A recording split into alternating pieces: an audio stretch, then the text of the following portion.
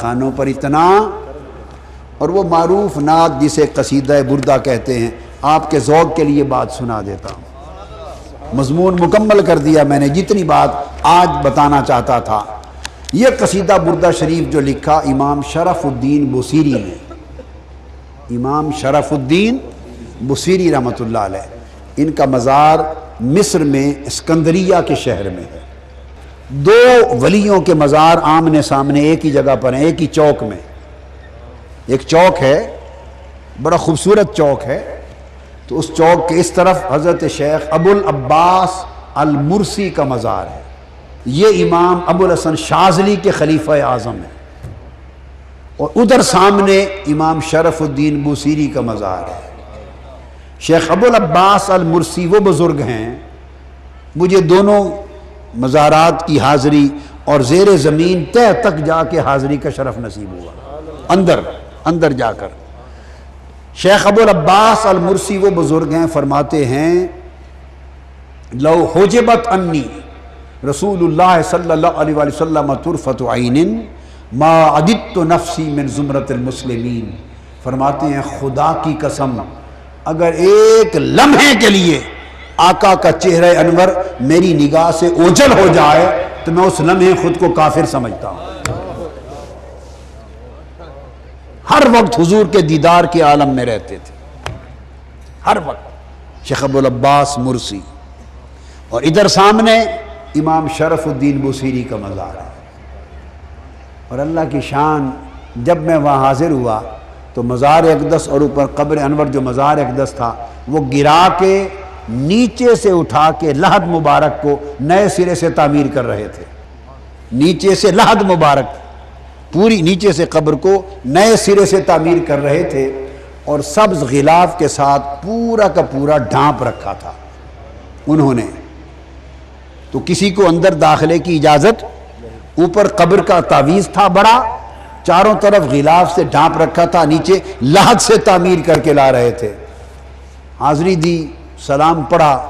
وہ جو مجاور تھے علماء، کچھ شیوخ، کچھ فقراء، اللہ جانے ان کے دل میں حضرت امام شرف الدین بوصیری نے کیا ڈالا، خدا جانے کیا ڈالا۔ ہم سلام پڑھ کے فاتحہ پڑھ کے واپس آنا چاہ رہے تھے، وہ آئے اور مجھے پکڑ کے انہوں نے غلاف اٹھایا اور اندر ڈال دیا، اور کہا آپ اندر جا کے مل لائیں۔ تو پھر اندر زیارت کی۔ یہ امام شرف الدین بوصیری رحمۃ اللہ علیہ، انہیں فالج ہو گیا تھا، انہیں فالج ہو گیا تھا، اور 15 سال بستر پہ رہے۔ کتنے سال؟ چل پھر نہیں سکتے تھے، تو شہر گلی کوچہ بازار آنا جانا 15 سال سے بند تھا، نہ کسی کو ملے نہ کسی نے دیکھا۔ تو اس حال میں رات کو انہوں نے آقا علیہ السلام کی بارگاہ میں یہ قصیدہ لکھا، قصیدہ بردہ۔ بردہ کہتے ہیں چادر کو، یہ نام انہوں نے نہیں رکھا، ان کا نام کیا ہے؟ القصیدۃ المحمدیہ۔ 166 اشعار پہ مشتمل قصیدہ لکھا، اور لکھ کر آقا علیہ السلام کی بارگاہ میں پیش کیا، مکمل کر لیا۔ اور چونکہ مفلوج تھے تو بیڈ پر ہی تھے، رات کو آقا علیہ السلام خواب میں تشریف لائے، اور آقا علیہ السلام نے فرمایا بوصیری ہمیں وہ قصیدہ سنا دے۔ تو عالم خواب میں آقا علیہ السلام کی مجلس میں بیٹھ کے حضرت بوصیری نے وہ قصیدہ پڑھا۔ جب قصیدہ پڑھا تو حضور خوش ہوئے۔ آقا علیہ السلام کا معمول تھا، ایک دو صحابی اور بھی نعت خوان تھے حضور کے، نعت پڑھتے ہوئے حضور خوش ہوئے تو آپ نے اپنی چادر اتار کے اس کو پھینک دی تھی، دے دی تھی چادر اتار کر۔ رات کو عالم خواب میں قصیدہ سنا، قصیدہ سن کے جب آقا علیہ السلام خوش ہوئے اپنی چادر عطا کر دی، چادر عطا کر دی۔ بوصیری چادر کو بردہ کہتے ہیں، تو حضور کی چادر سے اس قصیدہ کا نام قصیدۃ البردہ پڑ گیا، چادر والا قصیدہ۔ آقا علیہ السلام نے دست یکدست پھیرا اور خواب میں شرف الدین بصیری کو شفا یاب کر دیا، خواب میں شفا یاب کر دیا۔ صبح اٹھے تو ان کا خیال تھا کہ خواب میں حضور نے دست یکدست پھیرا تھا، شفا یابی تو خواب کی بات ہے، اب وہ ظاہری صحت تندرستی تو نہیں ہوگی، دیکھوں تو صحیح۔ اٹھ کے کوشش کی تو اٹھ کے بیٹھ گئے، قدم رکھا تو چل پڑے۔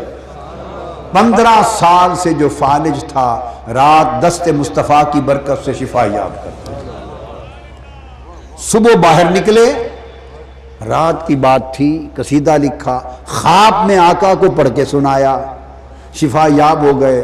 نکلے شہر سکندریہ میں، اپنے شہر میں بازار جا رہے ہیں، پیچھے سے گدڑی پوش ایک عاشق، ایک فقیر مجذوب آ رہا ہے۔ پیچھے سے اس نے آواز دی، بصیری۔ رک گئے، کس نے بلایا ہے؟ مڑ کے دیکھا تو دیکھا ایک فقیر ہے، مجذوب ہے، عاشق ہے، کھڑا بلا رہا ہے۔ اس کے پاس گئے، بصیری، قریب چلے گئے۔ جب قریب پہنچے تو آہستہ سے کہتا ہے، رات والا قصیدہ مجھے بھی سنا دے، مجھے بھی سنا دے۔ حضرت بصیری فرماتے ہیں، آپ کو کس طرح پتا ہے میرے قصیدے کا؟ اس نے کہا، خدا کی قسم، جب رات تو حضور کو سنا رہا تھا اور آقا جھوم رہے تھے، دور کھڑا میں بھی قصیدہ سن رہا تھا۔ بس اس قصیدہ بردہ کی پھر دھوم مچ گئی، شہرت ہو گئی۔ بادشاہ وقت نے اس کے اوراق لے کے رکھ لیے، پھر جو بیمار ہوتا اس قصیدے کے اوراق اس کو سر پہ رکھ کے ملتا، شفا یاب ہو جاتا۔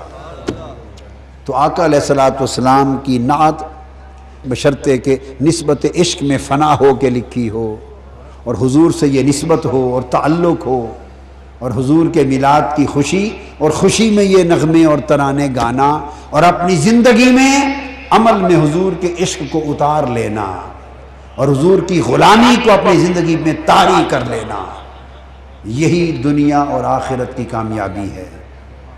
نصیحت یہ ہے کہ یہ مہینہ ہے، اپنے آپ کو سنوار لیں، آقا علیہ السلام کے عشق میں فنا ہو جائیں، اور حضور علیہ السلام کی سنت اور سیرت طیبہ اور آپ کی تعلیم میں زندگی کو ڈھال لیں۔